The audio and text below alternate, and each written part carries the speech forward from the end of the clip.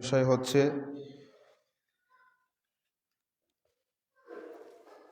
পাপের প্রভাব জীবনের ওপরে। পাপের প্রভাব এ সম্পর্কে সংক্ষিপ্ত খুতবায় সংক্ষিপ্তভাবে আলোচনা পেশ করার জন্য চেষ্টা করব ইনশাআল্লাহ। ওয়ামা তৌফিকি ইল্লা বিল্লাহ। সম্মানিত উপস্থিতি,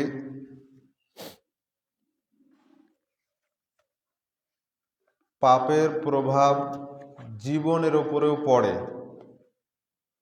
মানে আমরা যে মানুষ হত্যা করা দেখতে পাই বা মানুষ আত্মহত্যা করে দেখতে পাই, এটা পাপের প্রভাব,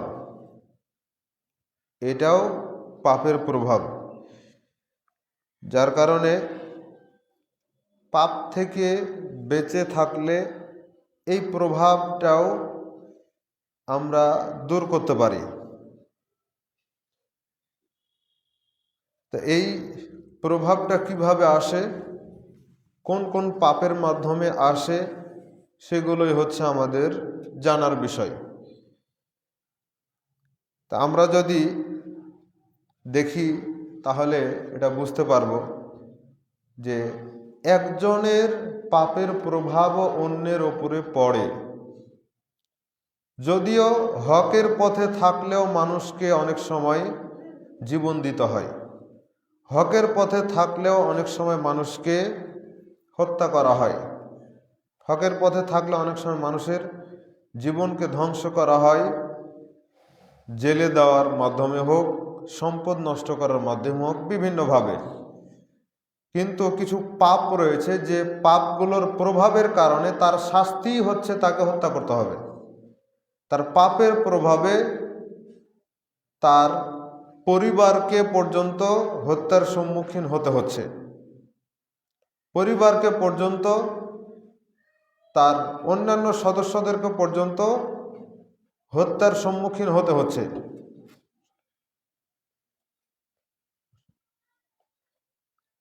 তো এইরকম কিছু পাপ রয়েছে যেগুলো হত্যাযোগ্য পাপ, যেগুলোর কারণে মানুষকে হত্যা করতে হয়। তার একটা হচ্ছে যে বিবাহিত ব্যক্তি যদি জেনায় লিপ্ত হয় তাহলে তাকে হত্যা করতে হয়, এটা হচ্ছে তার শাস্তি। সে জেনা করেছে এই জন্য তাকে হত্যা করতে হবে। তাহলে জেনা যেমন পাপ, শোনা পড়া, জেনা যেমন পাপ, ঠিক এই পাপটার কারণে তাকে হত্যা করতে হচ্ছে।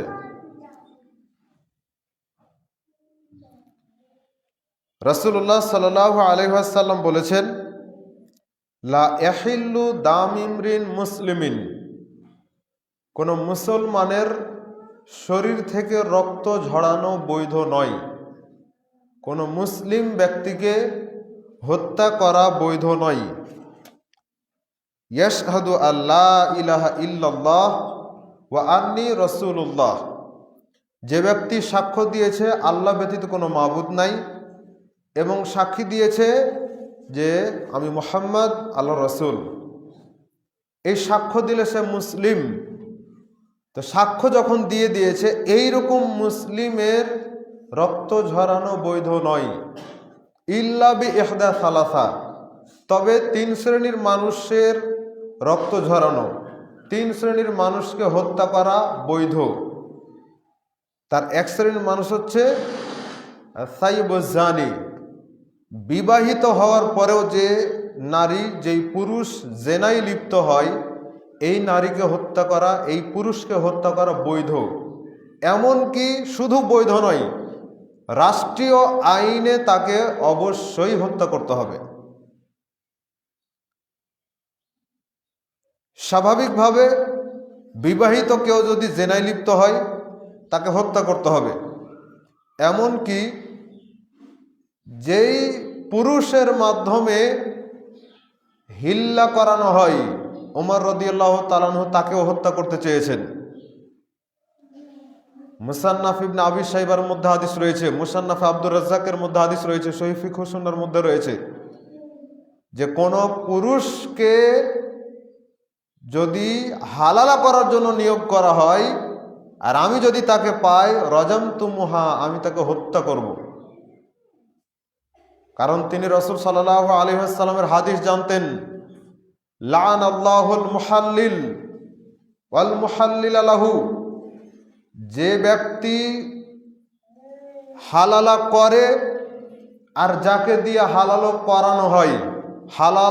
করানো হয়, মানে যেই পুরুষ তার স্ত্রীকে ফেরত নেওয়ার জন্য হালালার পথে যায় আর যেই পুরুষের মাধ্যমে হালালা করানো হয়, উভয় হচ্ছে আল্লাহ তাআলার পক্ষ থেকে লানত প্রাপ্ত, উভয়ই হচ্ছে আল্লাহর অভিশাপ প্রাপ্ত। যার কারণে ওমর রাদিয়াল্লাহু তাআলা আনহু তাকে হত্যা করতে চেয়েছেন। রাসূল সাল্লাল্লাহু আলাইহি ওয়াসাল্লাম বলেছেন, এই হালালাকারী ব্যক্তি হচ্ছে ভাড়াটিয়া পাঁঠা, এইভাবে আল্লাহ রাসূল উল্লেখ করেছেন।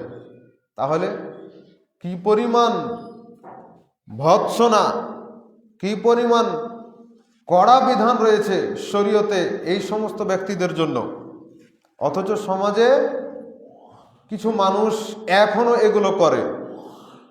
এই হালালা প্রথা, হিল্লা প্রথা এখনো মানুষ পালন করে, স্ত্রীকে বৈধ করবে এই জন্য। উপরে দিয়ে চলে আসো, উপরে চলে যান। এগুলো মানুষ এখনো পালন করে। মানুষের রুচিটা কোন পর্যায়ে গেছে যে এখন এগুলো করতে হবে। এই সময় এসেও যদি শরীয়তের বিধান সম্পর্কে না জানে তাহলে তো আশ্চর্য হতেই হয় যে এই সময় এসেও মানুষ এত অজ্ঞ হয়। সম্মানিত উপস্থিতি, রাসূল সাল্লাল্লাহু আলাইহি ওয়াসাল্লাম বলেছেন, আস-সাইয়্যিবুজ জানি, বিবাহিত নারী পুরুষ যদি জেনায় লিপ্ত হয়, পাপ যদি প্রকাশ পেয়ে যায় তাহলে অবশ্যই তাকে হত্যা করতে হবে।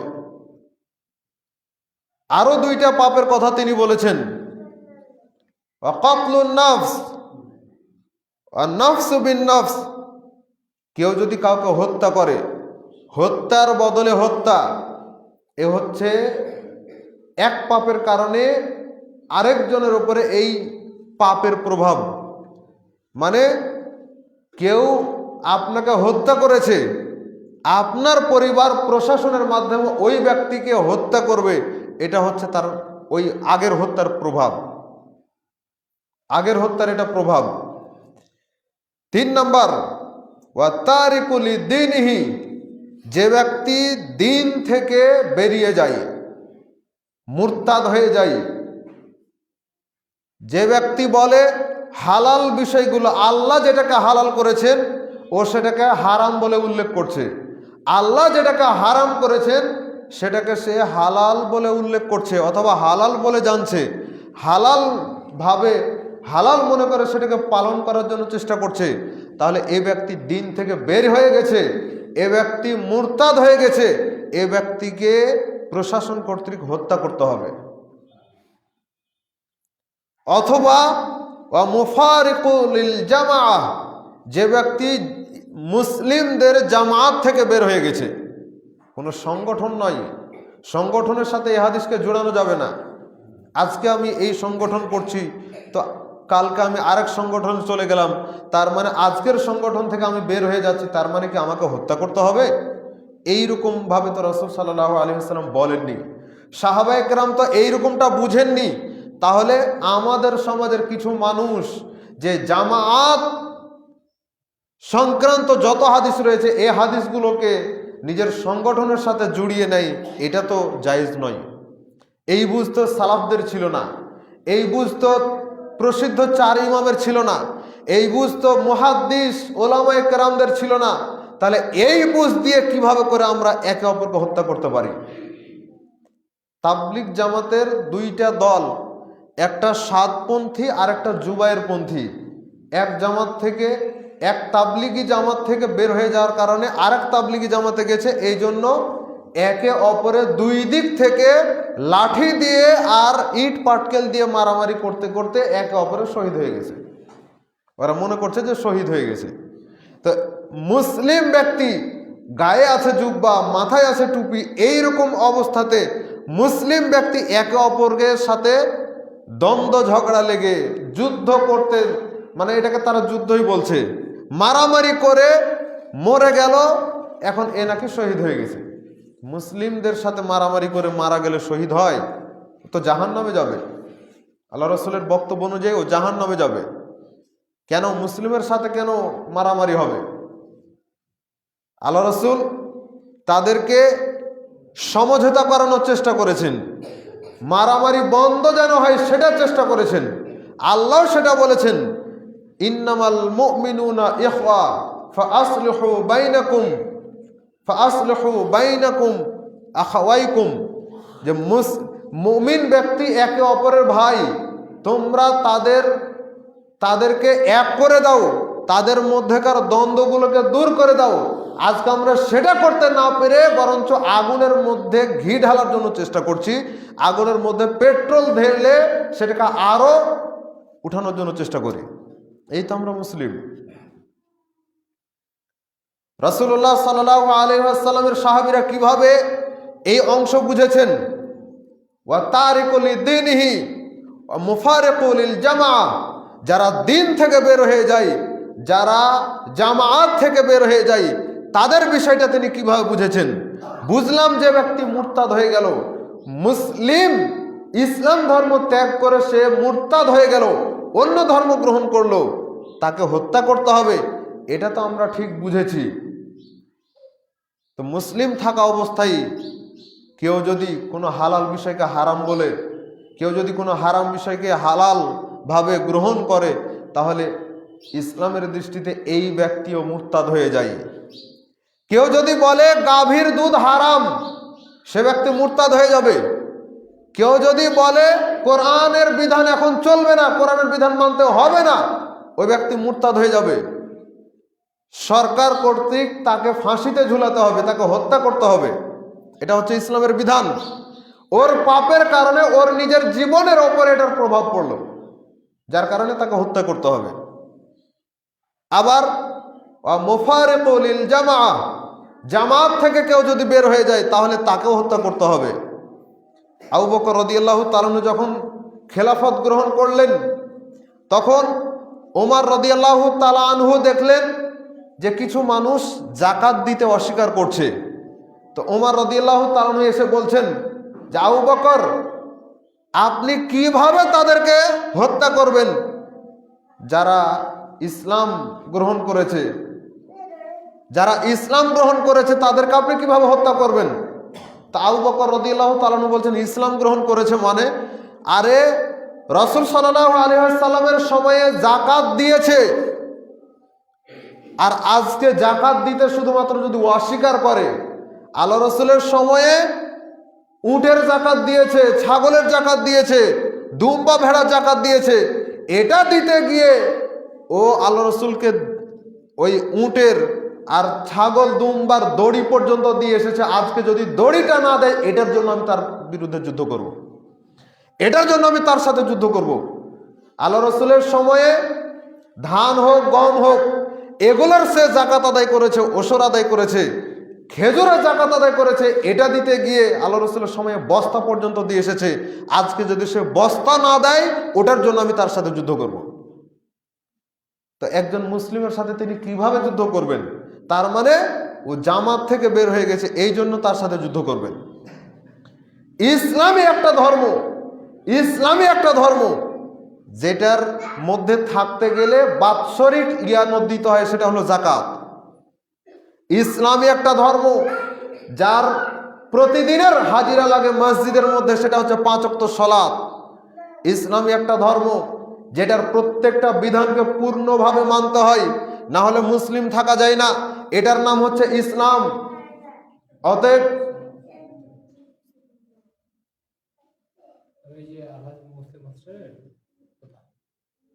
পরিবার থেকে যারা মারা গেছে তাদের উদ্দেশ্যে আমি কিছু জায়গা দিয়েছি, একটু বয়স্কদের। আচ্ছা এটা অনেকে বয়স্ক বলে তো ওদের আচ্ছা ইনশাআল্লাহ আপনি বিছিয়ে দিব 2 রাকাত সালাত পড়ে বসেন। বিছিয়ে দিব আমি মুড়ি দিয়ে যাবো ও আচ্ছা আচ্ছা বিছিয়ে দিব না থাকবে আচ্ছা আপাতত থাকুক, পরে আমরা দেখবো ইনশাআল্লাহ। তাহলে আপনি বললেন, আমরা এটা দেখছি ইনশাআল্লাহ, সমস্যা নেই। বুখারী মুসলিমের হাদিস, আমরা যেটা বোঝার জন্য চেষ্টা করলাম, রেখে দেন, একদিকে রেখে দেন, একদিকে রেখে দেন। আমরা যেটা বোঝার জন্য চেষ্টা করলাম, 3 ব্যক্তির কথা রাসূল সাল্লাল্লাহু আলাইহি ওয়াসাল্লাম উল্লেখ করলেন। এই 3 শ্রেণীর মানুষকে হত্যা করা যায় তারা মুসলিম হওয়া সত্ত্বেও। তাহলে এখানে যে মুরতাদ হয়ে গেল ও তো মুসলিম না, কিন্তু যে জামাত থেকে বের হয়ে গেছে, মুসলিমদের জামাত থেকে, তাকে আল্লাহ রাসূল হত্যা করার জন্য বলেছেন। তার মানে কি বুঝতে পারলেন? যে ব্যক্তি বিবাহিত অবস্থায় জিনা করবে তাকে হত্যা করতে হবে, সে পুরুষ হোক আর নারী হোক। যে ব্যক্তি কাউকে হত্যা করবে তাকে হত্যা করতে হবে, তাতে সে পুরুষ হোক আর নারী হোক।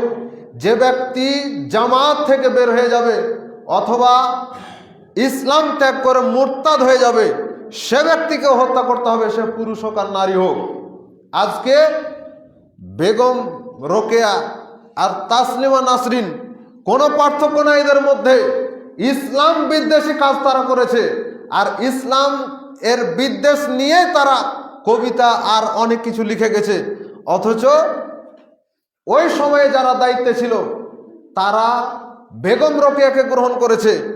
ঠিক যদি হকপন্থী মানুষগুলো সেই সময় থাকতো, তাহলে যেইভাবে করে তাসলিমা নাসরিনের বিরুদ্ধে কাজ করা হয়েছে, তাদেরকে যেমনভাবে, তাসলিমা নাসরিনকে যেমনভাবে দেশ থেকে বিতাড়িত করা হয়েছে, ওই বেগম রোকেয়ারও জায়গা হতো অন্য জায়গায়, বাংলাদেশে জায়গা হতো না। কেন হব অবরোধবাসিনী? এই বই আপনাকে পড়তে হবে, তাহলে আপনি জানতে পারবেন। ঘরের মধ্যে আটকে রাখার নাম করে পর্দার বিরোধিতা করার একমাত্র পাঁয়তারা এই মহিলাটা করেছে। ইসলাম থেকে কখন বের হয়ে গেছে এই কাজগুলো করার কারণে, অথচ বাংলাদেশের মানুষ তাদেরকে গ্রহণ করেছে।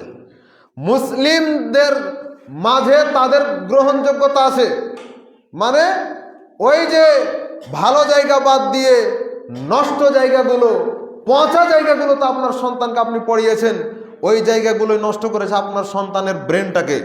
আপনার সন্তানের ব্রেন, আপনার সন্তানের আকীদাকে পর্যন্ত নষ্ট করেছে।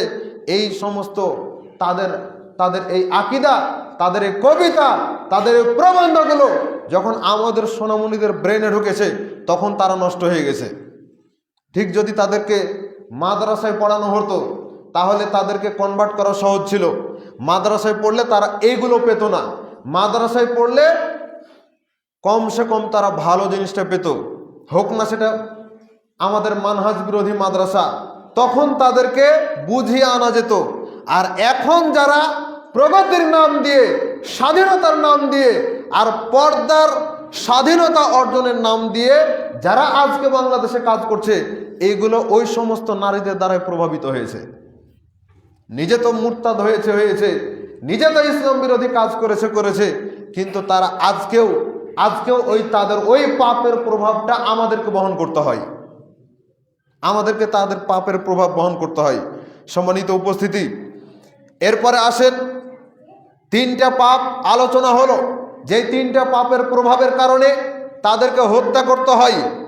এরপরে আরো রাসূল সাল্লাল্লাহু আলাইহি ওয়াসাল্লাম উল্লেখ করেছেন, তিনি বলছেন যাহারাতিল ফাহিশা ফি কওমিন ক্বাত্তু লা যাহারাতিল ফাহিশাতু ফি কওমিন ক্বাত্তু। যখন মানুষের মধ্যে অশ্লীলতা প্রকাশ পাবে, মানুষ যখন গান বাজনা করবে, গায়িকারা যখন গান গাইবে, নর্তকীরা যখন নাচবে, আর বাদ্যযন্ত্র যখন বেশি বেশি বাজবে, তখন মানুষের মধ্যে হত্যা নিয়মটা বেশি বেশি হবে। মানুষ মারা যাওয়া, মৃত্যুর হার বেশি হবে, একে অপরকে হত্যা করবে, এই হত্যার হার বেশি হয়ে যাবে। এটা হচ্ছে পাপের প্রভাব। আজকে যেমনভাবে চলছে ঠিক তেমনইভাবে মৃত্যুর হারটাও বেশি হয়ে গেছে, সেটা আমরা অহরহ দেখতে পাচ্ছি। গত 2-1 দিনের মধ্যে যারা নেটের সাথে জড়িত জানে, 2-1 দিনের মধ্যে একটা শিশু সন্তান একটা নলকূপের মধ্যে পড়ে গেছিল। এটা রাজশাহী তানোরের ঘটনা। নলকূপের মধ্যে পড়ে গেছিল।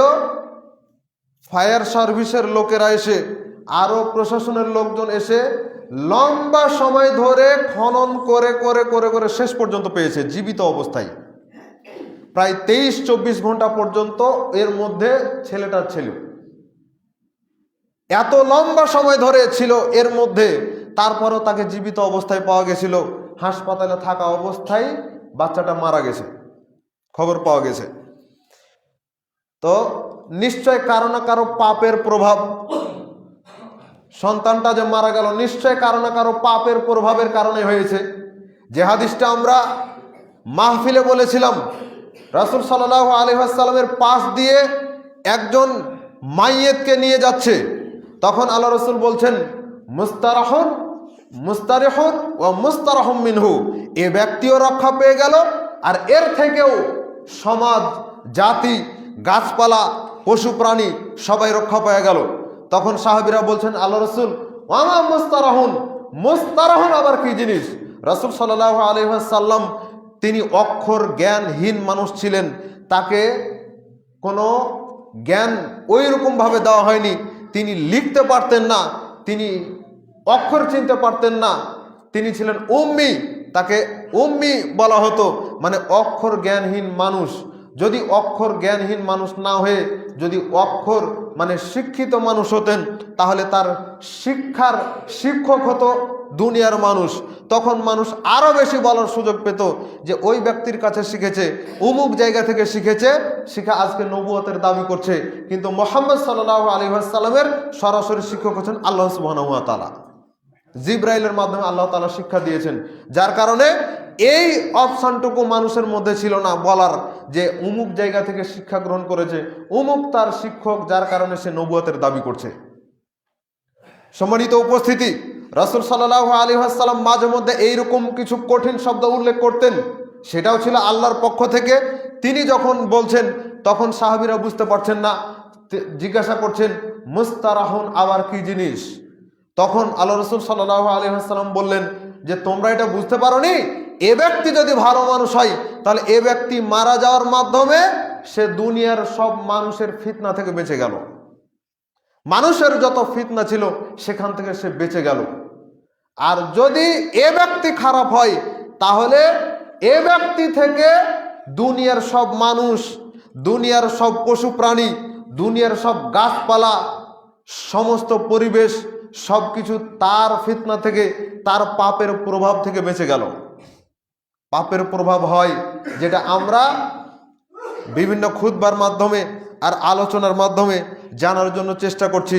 তাহলে কোনো ব্যক্তি যদি পাপ করে, তার পাপের কারণে আমার ওপর প্রভাব পড়ে, তার পাপের কারণে আপনার ওপরে প্রভাব পড়ে। আমি যদি পাপ করি এই পাপের প্রভাব আপনার ওপরে পড়ে, আপনি যদি পাপ করেন সেটার পাপের প্রভাব আমার ওপরে পড়ে। কিভাবে? আমি পাপ করলাম, সেটার প্রভাব আপনার ওপরে কিভাবে হয়? যদি আমি যে বক্তব্য দিচ্ছি সেই বক্তব্য যদি আমি না মানি, তো বক্তব্য তো দিচ্ছি কোরআন হাদিস অনুযায়ী, তো সেটা আমারও মানার দরকার ছিল, আপনারও মানার দরকার ছিল। তা আমি বলার পরে আমি যদি না মানি, তো না মানাটা কি? পাপ। তো এই পাপের প্রভাব আপনার উপরে পড়বে, এই পাপের প্রভাব আপনার উপরে পড়বে। আমি মানতে পারিনি মানে অটোমেটিক আপনারও মানা হবে না। তখন হয়তো দুই একটা মানুষ যাকে আল্লাহ জ্ঞান বুদ্ধি দিয়েছে, যে কোরআন হাদিস জানে বুঝে সে গ্রহণ করলো, বাকি অনেকে গ্রহণ করলো না। আবার এমনও হতে পারে যে পরীক্ষা, যে আল্লাহ কাকে হেদায়েত দিবেন না এইরকম অনেক মানুষ রয়েছে যার আচরণগত কারণে সে হেদায়েত পাবে না, যেটা আমরা আগেও আলোচনা করেছি। তো ওই আচরণগুলো থাকার কারণে আমার বক্তব্য অনেক সময় কাজে লাগে না, বক্তব্য অনেক সময় কাজে লাগে না। ঠিক কিছু ঔষধ, যে ঔষধগুলো বড় রোগের, রোগ হয়েছে বড় আর আমি কম পাওয়ারের ঔষধ দিলাম, তো সেটা তো ওর শরীরে গিয়ে লাগবে না, কারণ ঔষধের পাওয়ারের চাইতে অসুখের পাওয়ার বেশি। তখন এই কম পাওয়ারের ঔষধ দিয়ে অসুখ আর ভালো হয় না। সম্মানিত উপস্থিতি, তাহলে পাপের প্রভাব এটা। এবার রাসূলুল্লাহ সাল্লাল্লাহু আলাইহি ওয়াসাল্লাম বলছেন, ইন্নাহু সাতাকুনু হুনাতুন ওয়া হানাতুন, যে অদূর ভবিষ্যতে বড় ফিতনা ফাসাদের আবির্ভাব ঘটবে। সুতরাং যে ব্যক্তি মানুষের মধ্যে ঐক্য এবং সংহতিকে নষ্ট করে বিচ্ছিন্নতা আনতে চাইবে, সে ব্যক্তিকে তোমরা তরবারি দিয়ে হত্যা করো। সেটা আপনার আমার ক্ষমতার বাইরে, সেটা প্রশাসন করবে। সেক্ষেত্রে প্রশাসনকে আমাদেরকে সহযোগিতা করতে হবে, এতটুকু। যে ব্যক্তি মানুষের মধ্যে বিচ্ছিন্নতা সৃষ্টি করার চেষ্টা করে, বিচ্ছিন্নতা আনে, মানুষকে দলে দলে ভাগ করে, ওই ব্যক্তি আল্লাহ সুবহানাহু ওয়া তাআলার কেউ নয়, ওই ব্যক্তি মুহাম্মদ সাল্লাল্লাহু আলাইহি ওয়াসাল্লামের কেউ নয়, যা আল্লাহ সুবহানাহু ওয়া তাআলা কোরআনুল কারীমের মধ্যেই উল্লেখ করে দিয়েছেন। তার কারণে আল্লাহ রাসূল সাল্লাল্লাহু আলাইহি ওয়াসাল্লাম এটা বলছেন যে ব্যক্তি মানুষের মধ্যে বিভেদ সৃষ্টি করার চেষ্টা করে, ফিতনা ফাসাদ সৃষ্টি করে, সে ব্যক্তিকে হত্যা করতে হবে। আর আল্লাহ তাই বলেছেন, মান কাতালা নাফসান বিগাইরি নাফসিন আও ফাসাদিন ফিল আরদ, যে ব্যক্তি কাউকে হত্যার বদলে হত্যা করা অথবা ফিতনা ফাসাদের কারণে হত্যা করা ব্যতীত বিনা কারণে হত্যা করবে, সে ব্যক্তি যেন গোটা পৃথিবীর মানুষকে হত্যা করলো। তাহলে অন্যায়ভাবে কাউকে হত্যা করলে গোটা পৃথিবীর মানুষকে হত্যা করার মতন গুনাহ হয়। আর যদি হত্যার বদলে হত্যা করা হয় অথবা ফিতনা ফাসাদ সৃষ্টি করছে তার কারণে হত্যা করা হয়, তাহলে তার কোনো গুনাহ হবে না, এজন্য তার কোনো গুনাহ হবে না। সম্মানিত উপস্থিতি, এরপরে রাসূল সাল্লাল্লাহু আলাইহি ওয়াসাল্লাম বলেছেন, মান আতাকুম ওয়া আমরুকুম জামিউন আলা রাজুলিন ওয়াহিদিন, যখন রাজনৈতিক পরিস্থিতি এক শাসকের অধীনে থাকে, রাজনৈতিক পরিস্থিতি এক শাসকের অধীনে থাকে, এখানে যদি আরেকজন এসে অংশীদার হওয়ার জন্য চেষ্টা করে, তাহলে তোমরা তাকে হত্যা করো। মানে ও ফিতনা সৃষ্টি করার জন্য চেষ্টা করছে, এই জন্য তাকে হত্যা করতে হবে। এ হচ্ছে তার ফিতনার প্রভাব, যার কারণে তাকে হত্যা করতে হবে। রাসূল সাল্লাল্লাহু আলাইহি ওয়াসাল্লাম বলছেন যে মান বায়া ইমামান ফাআতাহু সাফকাহ, যে ব্যক্তি রাষ্ট্রনায়কের কাছে বায়াত গ্রহণ করলো, এতে তার নিজ প্রতিশ্রুতি এবং অন্তঃস্থল থেকে অঙ্গীকার প্রদান করা হয়েছে, সেটা সে আমল করার জন্য চেষ্টা করছে, যথাসাধ্য সে তার রাষ্ট্রনায়কের আনুগত্য করছে। এরপরে যদি আরেকজন এসে ক্ষমতা দখল করার জন্য চেষ্টা করে, তাহলে তোমরা তাকে হত্যা করো। আর এখানে এই যে বায়াতের বিষয়টাই, যে একজন ঠিক সুন্দরভাবে রাষ্ট্র পরিচালনা করছে, আরেকজন এসে বায়াত গ্রহণ করছে যে তোমরা আমার কাছে বায়াত গ্রহণ করো। তো এই তো ফিতনা, এই ফিতনার কারণে রাসূল সাল্লাল্লাহু আলাইহি ওয়াসাল্লাম হত্যার কথা বলেছেন। যার কারণে শুধুমাত্র বায়াত হবে রাষ্ট্রনায়কের হাতে, কোনো সংগঠনের জন্য এইরকম বায়াত নয় যে সবাই মিলে তোমরা আমার কাছে এসে বায়াত গ্রহণ করো। যার কারণে যত সংগঠন রয়েছে, এই সংগঠন কর্তৃক যত বায়াত নেওয়া হয়, পীরপন্থীরা বায়াত নিবে, দেখবেন বড় একটা চাদর বা এই যে মাথায় যে পাগড়ি বাঁধা হয়, এই পাগড়িকে একেবারে চালিয়ে দিল, নিজ হাতে পাগড়ি ধরে আছে, আর এই পাগড়ি সবাই ধরে আছে। যদি পাগড়ি ধরতে না পারেন, তাহলে তার গায়ে হাত দিয়ে থাকেন। যে পাগড়ি ধরে আছে, পাগড়ি রুমাল ধরে আছে, ওর গায়ে হাত দিয়ে থাকেন, দিয়ে আমি যা যা বলবো আপনিও তাই তাই বলেন, এ হয়ে গেল বায়াত। এইরকম ভণ্ডামি এ তো ইসলামের মধ্যে নাই, এইরকম ভণ্ডামি তো ইসলামের মধ্যে নাই। রাসূল সাল্লাল্লাহু আলাইহি ওয়াসাল্লাম বায়াত গ্রহণ করেছেন হাতে হাত রেখে, আর মহিলাদের ক্ষেত্রে বায়াত গ্রহণ করেছেন হাত ছাড়াই। মানে আমি যা বলবো তুমিও তাই বলো, এই হয়ে গেল বায়াত। মহিলাদের কাছে বায়াত গ্রহণের ক্ষেত্রে রাসূল সাল্লাল্লাহু আলাইহি ওয়াসাল্লাম তার হাতে মুসাফা করে বায়াত গ্রহণ করেছেন, এর কোনো প্রমাণ নাই। এমনকি তিনি দুই হাতের মাঝখানে কাপড় ব্যবহার করে বায়াত গ্রহণ করেছেন, এইরকম কোনো সঠিক প্রমাণ নাই। যার কারণে গায়রে মাহরাম পুরুষ আর গায়রে মাহরাম নারী এই দুইটা কখনো মুসাফা করতে পারে না। রাসূল সাল্লাল্লাহু আলাইহি ওয়াসাল্লাম বলেছেন, তোমার মাথায় সূচ ঢুকে যাওয়া ভালো, সূচ যদি তোমার গায়ে আঘাত করা হয়, এটা তো যতটা যন্ত্রণা হবে, এটা তুমি যতটা কষ্ট পাবে, এটা তোমার জন্য ভালো, কিন্তু কোনো গায়রে মাহরাম নারীর গায়ে তুমি টাচ করবে, তাকে স্পর্শ করবে, এটা তোমার জন্য জায়েজ নয়। এটা তোমার জন্য হালাল নয়, এটা তোমার জন্য ক্ষতিকর। সম্মানিত উপস্থিতি, এইরকমভাবে সন্ত্রাস, ডাকাতি, রাহাজানি, লুটতরাজ, ধর্ষণ এগুলোর ক্ষেত্রেও সরকার কর্তৃক তাকে শাস্তি দিতে হবে, যা রাসূল সাল্লাল্লাহু আলাইহি ওয়াসাল্লাম উল্লেখ করেছেন। এইরকমভাবে যারা সমকামিতায় লিপ্ত থাকে, পুরুষে পুরুষে সমকামিতা, নারীতে নারীতে সমকামিতা, এইরকম নোংরা কর্মে যারা লিপ্ত থাকবে, লূত আলাইহিস সালামের সম্প্রদায়ের মতো তাদেরকে হত্যা করার জন্য রাসূল সাল্লাল্লাহু আলাইহি ওয়াসাল্লাম বলেছেন। তিনি বলছেন, মাওয়াজাদাতুহুমু ইয়ামালু আমালা কওমিন লুতিন, যে ব্যক্তিকে তোমরা দেখতে পাবে যে তারা কওমে লুতের মতো, অর্থাৎ লূত আলাইহিস সালামের উম্মতের মতো সমকামিতায় লিপ্ত, যাকে তোমরা এইরকমভাবে দেখতে পাবে যে লিপ্ত হয়েছে এবং যার সাথে লিপ্ত হওয়া হয়েছে, উভয়কেই হত্যা করতে হবে। এমনকি কোনো মানুষ যদি কোনো প্রাণীর সাথে, ছাগল হোক, গরু হোক, এইরকম কোনো প্রাণীর সাথে যদি সে জেনা করে, তাহলে ওই প্রাণীকেও হত্যা করতে হবে, এই মানুষকে হত্যা করতে হবে যে এই অপকর্ম করেছে। এটাই রাসূল সাল্লাল্লাহু আলাইহি ওয়াসাল্লামের দেওয়া বিধান। তাহলে পাপের প্রভাব মানুষের জীবনের উপরে পড়ে, হত্যাযোগ্য অপরাধ এগুলো। সম্মানিত উপস্থিতি, হিংসা করা, একে অপরের মধ্যে হত্যার মতো জঘন্য কাজের প্রভাব পড়ে। কেউ যদি হিংসায় লিপ্ত হয়, হিংসা করে, তাহলে এটার প্রভাব হত্যাযোগ্য অপরাধের মতো হয়ে যায়। যার কারণে জানেন হাবিল এবং কাবিলের ঘটনা, আদম আলাইহিস সালামের সন্তান হাবিল এবং কাবিল, এই দুইজনের মধ্যে যেই লম্বা ঘটনা ঘটেছে, তার মধ্যে কাবিলের একটা হিংসা কাজ করত। এই হিংসার ফলে সে তার ভাই হাবিলকে হত্যা পর্যন্ত করেছে। কেউ হিংসা করে হত্যা হয়, আর কেউ হিংসা করে হত্যা করে, দুটাই হচ্ছে অপরাধ। হিংসা করে কেউ যদি হত্যা করে সে অপরাধী হচ্ছে, আর হিংসার শিকার হয়ে কেউ যদি হত্যা হয় তাহলে তার কোনো অপরাধ নাই, যদি সে অন্য কোনো বড় অপরাধ না করে থাকে। যে হত্যা করছে সেই মূলত অপরাধী। সম্মানিত উপস্থিতি, এইরকমভাবে আরও কিছু রয়েছে, যেমন আত্মহত্যা করা। যেমন কেউ অবৈধ প্রেমের কারণে সে যখন দেখলো ব্রেকআপ হয়ে গেছে, অথবা কোনো একটা ঘটনাকে কেন্দ্র করে বিচ্ছিন্ন হয়ে গেছে, তখন নিজে নিজে আত্মহত্যা করে। এ আত্মহত্যা জায়েজ নয়। মানুষ মনে করে আত্মহত্যা করব, জীবন চলে যাবে তো বেঁচে গেলাম। জিনা এটা বাঁচার জায়গা নয়।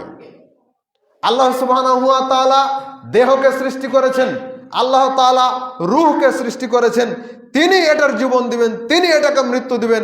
ইচ্ছা করে আপনি নিজের জীবনকে ধ্বংস করবেন, এর সুযোগ আল্লাহ সুবহানাহু ওয়া তাআলা দেননি। যার কারণে তিনি বলছেন, ওয়ালা তাকতুলু আওলাদাকুম ওয়ালা তাকতুলু আনফুসাকুম, তোমরা নিজেদেরকে হত্যা করিও না। ওয়ালা তুলকু বিআইদিকুম ইলা তাহলুকা, খবরদার তোমরা নিজেদেরকে ধ্বংসের দিকে ঠেলে দিও না। আল্লাহ সুবহানাহু ওয়া তাআলা কোরআনুল কারীমের মধ্যে উল্লেখ করেছেন। যার কারণে এই অবৈধ প্রেম, অবৈধ ভালোবাসা, এটা বৈধ হওয়া তো বহু দূরের কথা, এর ধারের কাছেও যেটা আল্লাহ সুবহানাহু ওয়া তাআলা নিষেধ করেছেন। ওয়ালা তাকরাবুজ জিনা ইন্নাহু কানা ফাহিশাতা ওয়া সাআ সাবিলা, খবরদার তোমরা জেনার কাছেও যাও না। জেনার কাছে যাও মানে এইগুলো যা হয় সহশিক্ষার মাধ্যমে, যা হয় নারীর সাথে কথা বলা, নারীর দিকে তাকানো, নারীর সাথে প্রেমের গল্প করা, এইরকম কোনো কিছু শোনা, হাত দিয়ে ধরা, পা দিয়ে চলা, অন্তর দিয়ে পরিকল্পনা করা, এগুলোর মাধ্যমে মূলত এই কাজগুলো হয়ে থাকে। অবৈধ পথে যাওয়ার এগুলো হচ্ছে তার সামান্য কিছু কৌশল। এই কৌশলগুলো যখন মানুষ অবলম্বন করে, তখন মানুষ এই অবৈধ পথে পা বাড়ায়, আর এটার শেষ পরিণতি হয় হত্যা। পাবনা থেকে অনেকদিন আগে একজন কল দিয়ে বলছে, ভাই আমি একজন অমুসলিম নারীর সাথে আমার সম্পর্ক, তো আমি চাই যে সে মুসলিম হোক, দিয়ে তাকে আমি বিবাহ করব, আর সেও মুসলিম হতে চাই। তো ঠিক আছে, অন্তত সে মুসলিম হবে, তারপরে আপনি তাকে বিবাহ করবেন, ভালো কথা। তার কিছুদিন পরে কল দিয়ে বলছে যে ভাই আমি তো এই যে প্রেমের মাধ্যমে তাকে বিবাহ করলাম মুসলিম বানিয়ে, এখন সে আমাকে ছেড়ে চলে গেছে, এমন একটা অবস্থা যে সে আমাকে এখন জেল খাটাবে। দেখেন পাপের প্রভাবটা কতদূর পর্যন্ত যায় মানুষের জীবনে। আর এটা শুরু হয়েছে ওই প্রেমের জগৎ থেকে শুরু করে। কে আপনাকে বলেছিল যে তাকে মুসলিম আমাকে করতেই হবে? সে আগে মুসলিম হোক, তারপরে তার সাথে বিবাহ হবে, বিবাহ পরবর্তী সময়ে স্বামী এবং স্ত্রী প্রেম করবে, এটা আল্লাহ সুবহানাহু ওয়া তাআলা হালাল করেছেন। কিন্তু বিবাহের পূর্বে শত ওজর আপনি পেশ করেন, প্রেমের কোনো সুযোগ নাই, ভালোবাসার কোনো সুযোগ নাই। একজন মুসলিম হিসেবে অপর মুসলিমের প্রতি একটা আন্তরিকতা থাকবে, ভালোবাসা থাকবে, সেটা আলাদা বিষয়। কিন্তু প্রেম ভালোবাসা যেটা আজকের সমাজে যুবক যুবতীরা গ্রহণ করে নিয়েছে অবৈধ প্রেমের মাধ্যমে আর মোবাইলের মাধ্যমে, চিঠি শেয়ার করার মাধ্যমে, এগুলো সম্পূর্ণরূপে হারাম। আর এগুলো সাপোর্ট দেয় তার বাবা মা, সাপোর্ট দেয় বিভিন্ন জায়গার বিভিন্ন শিক্ষকরা, সাপোর্ট দেয় তার বন্ধু বান্ধবরা। কেন এগুলো সাপোর্ট দিতে হবে? ওইটার পাপের প্রভাব আপনার উপরে পড়বে, আপনি কি এটা বুঝেন? ওই পাপের প্রভাব আপনার উপরে পড়বে। কেন আপনি এই পথ গ্রহণ করতে গেলেন? ও পাপ করার পরে তার যেমন শাস্তি, তার যেমন পাপ হয়েছে, আপনি সহযোগিতা করার কারণে আপনারও তেমন পাপ হবে। যার কারণে আল্লাহ সুবহানাহু ওয়া তাআলা বলেছেন যে তোমরা একে অপরকে নেকির কাজে সহযোগিতা করো, আল্লাহ ভীতির কাজে সহযোগিতা করো, কিন্তু তোমরা একে অপরকে পাপের কাজে, সীমা লঙ্ঘনের কাজে, আল্লাহর অবাধ্যতা হয় এইরকম কোনো কাজে তোমরা একে অপরকে সহযোগিতা করিও না। কেন আপনি তাকে সহযোগিতা করলেন? ওরা দুইজনে বন্ধু আর বান্ধবী মিলে ওরা ওই দিকে গল্প করছে আর এই দিকে সাপোর্ট দিচ্ছে, এই দিক থেকে পাহারা দিচ্ছে আরো দুইজন কুলাঙ্গার সন্তানে। এগুলো সাপোর্ট দিচ্ছেন, একে তো দায়ুষ হিসাবে যেতে হবে, আর আপনি মনে করছেন যে আমি টুপি মাথায় দিয়ে আছি, আমার মুখে দাঁড়িয়ে আছে, আমার গায়ে জুব্বা পাঞ্জাবি আছে, আমি 5 ওয়াক্ত সালাত জামাতের সাথে পড়ি, প্রথম কাতারে থাকি, তাকবীরে উলা রয়েছে আমার তাহাজ্জুদের সালাত আছে, আমার নফল সিয়াম আছে, আমার জান্নাত ঠেকায় কে? দায়ুষ হয়েও যদি আপনি বাঁচতে পারেন তো ইসলাম তো মিথ্যা হয়ে যাবে। দায়ুষ হয়ে মৃত্যুবরণ করলেন আর আপনি যদি বেঁচে যান, ইসলাম মিথ্যা হয়ে যাবে। অতএব এই সমস্ত কুকর্ম থেকে ফিরে আসেন। সম্মানিত উপস্থিতি, মানুষ মনে করে সেটা হোক প্রেম প্রীতির ভাঙনের কারণে, অথবা স্বামী স্ত্রীর মধ্যে ঝগড়া হয়েছে তাই, বা যে কোনোভাবে কেউ মনে করে যে আমি যদি নিজেকে হত্যা করে ফেলি, বিষ খাওয়ার মাধ্যমে হোক আর লাফিয়ে পড়ার মাধ্যমে হোক, ব্রিজ থেকে পানিতে লাফিয়ে পড়ে গেল, অনেক উঁচু জায়গা থেকে লাফিয়ে পড়ে গেল, বা গলাতে একবার রশি দিয়ে বা কোনো কিছু দিয়ে ফ্যানের সাথে ঝুলে গেল, মনে করছে যে আমি মারা গেলাম মানে শান্তি পেয়ে গেলাম। জি না, শান্তি নয়। আপনি যে অপরাধ করেছেন, এই অপরাধের কারণে মসজিদের ইমাম আপনার জানাজা পড়তে পাবে না, সাধারণ মানুষ আপনার জানাজা পড়াবে। যে মূর্খ মানুষ, সমাজের সব মানুষ মূর্খ হয়ে আছে না, অধিকাংশ মানুষ মূর্খ হয়ে আছে, তো এই মূর্খ মানুষগুলো আপনার জানাজা পড়াবে, ইমাম জানাজা পড়াতে পাবে না আত্মহত্যা করলে। কেউ যদি ঋণগ্রস্ত অবস্থায় মারা যায় আর ঋণ পরিশোধ করা যদি কেউ না থাকে, তাহলে এই ব্যক্তির জানাজায় ইমাম পড়াতে পারবে না, সাধারণ মানুষ পড়াবে। রাসূল সাল্লাল্লাহু আলাইহি ওয়াসাল্লামের নিয়মই ছিল, যখন কোনো ব্যক্তি মারা গেছে, আল্লাহ রাসূল সবাই সামনে জানাজাকে সামনে রেখে বলছেন, এই ব্যক্তির কোনো ঋণ আছে? বলছে হ্যাঁ আছে। কতখানি ঋণ আছে? পরিশোধ করার মতন কোনো ব্যবস্থা আছে? বলছে হ্যাঁ আছে। ঠিক আছে, জানাজা পড়িয়ে দিলেন। আরেকটা জানাজা আসলো, এই ওভাবে সামনে আসছো কেন? আরেকটা জানাজার সামনে রয়েছে, রাসূল সাল্লাল্লাহু আলাইহি ওয়াসাল্লাম জিজ্ঞাসা করছেন যে এই ব্যক্তির কি ঋণ আছে? বলছে হ্যাঁ আছে। পরিশোধ করার কেউ আছে? পরিশোধ করা যাবে? বলছে পরিশোধ করার কেউ নাই। তাহলে তার জানাজা হবে না, তোমরা তার জানাজা পড়ে নাও। জানাজা আসলো, আল্লাহ রাসূল জিজ্ঞাসা করলেন মাত্র 2 দিনার।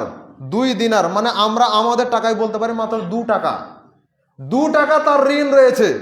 তা আল্লাহ রাসূল বলছেন এর ঋণ আছে? হ্যাঁ আছে। পরিশোধ করার ব্যবস্থা আছে? নাই। তখন ঠিক আছে, তোমরা জানাজা পড়ে নাও, তোমরা সাধারণ মানুষ জানাজা পড়ে নাও, আমি জানাজা পড়াচ্ছি না। মসজিদের ইমামকে বাধ্য করেও জানাজা পড়ানো যাবে না। কেন আপনি বাধ্য করাবেন? আপনি পড়াই দেন।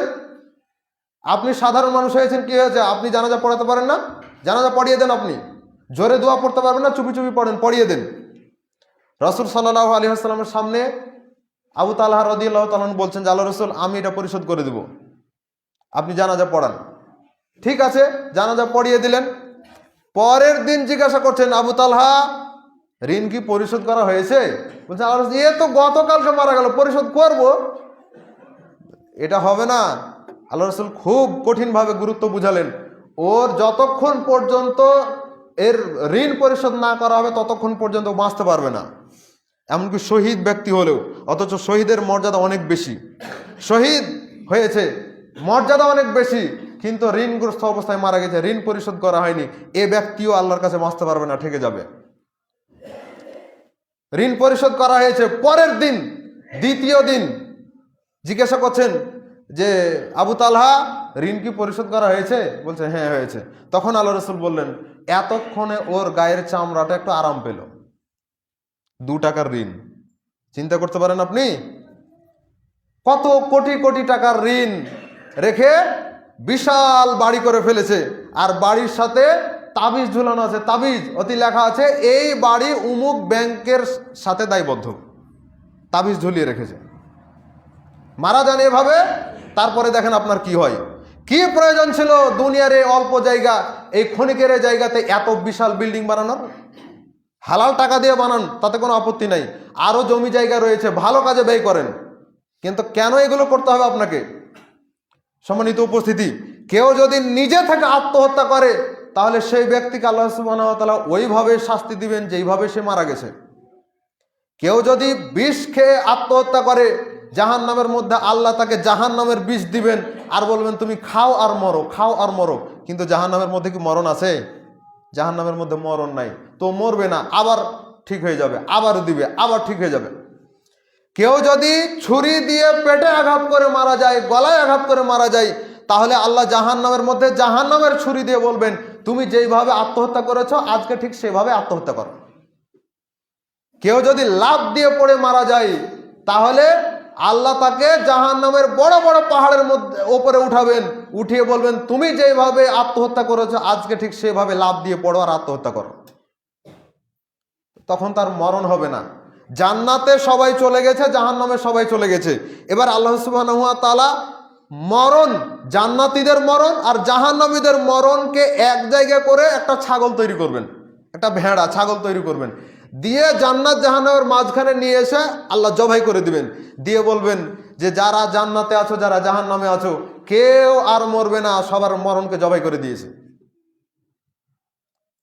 তো তাহলে জাহান্নামের কি আর জাহান্নাম থেকে বের হবে না? তার শাস্তি ভোগ করার পরে যদি জান্নাতে যাওয়ার সৌভাগ্য হয় তাহলে বের হবে, কিন্তু জাহান্নামে থেকেও মরবে না, জান্নাতে থেকেও মরবে না, আর মরার কোনো অপশন থাকবে না।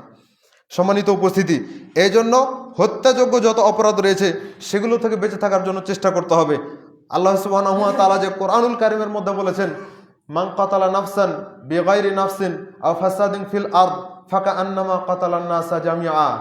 আপনি মনে করছেন যে আমি তো কাউকে হত্যা করি না, তা আপনি যে সমস্ত পণ্যদ্রব্য বিক্রি করেন দোকানে সেগুলো যে হত্যার মতন কাজ করে।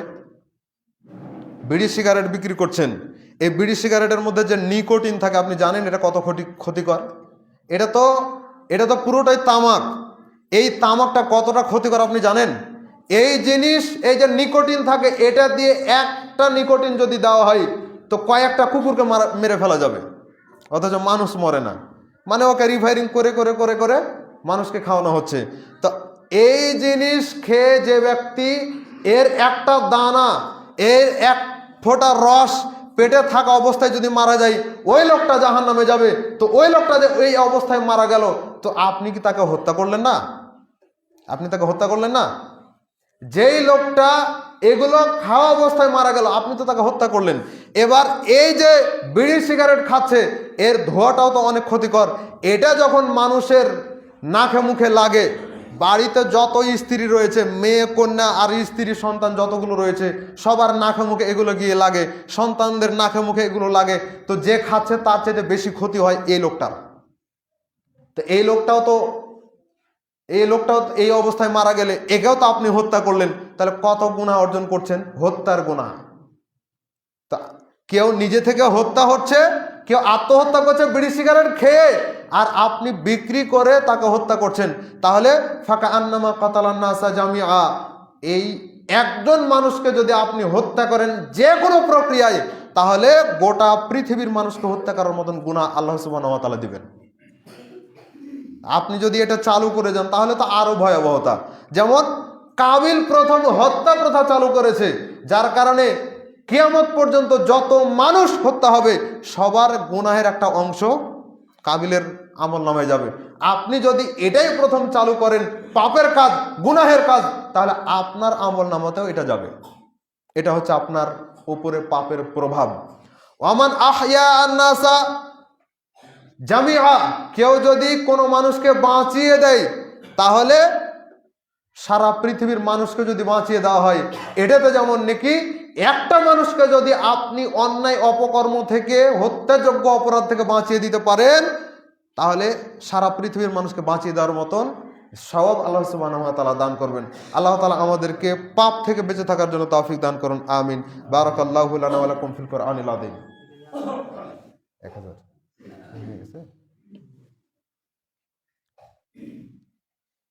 আলহামদুলিল্লাহি ওয়াহদাহু ওয়াসসালাতু ওয়াসসালামু আলা মান লা নাবিয়্যা বা'দাহু, আম্মা বা'দ। আল্লাহুম্মা সাল্লি আলা মুহাম্মাদি ওয়া আলা আলি মুহাম্মাদ কামা সাল্লাইতা আলা ইব্রাহিমা ওয়া আলা আলি ইব্রাহিমা ইন্নাকা হামিদুম মাজিদ।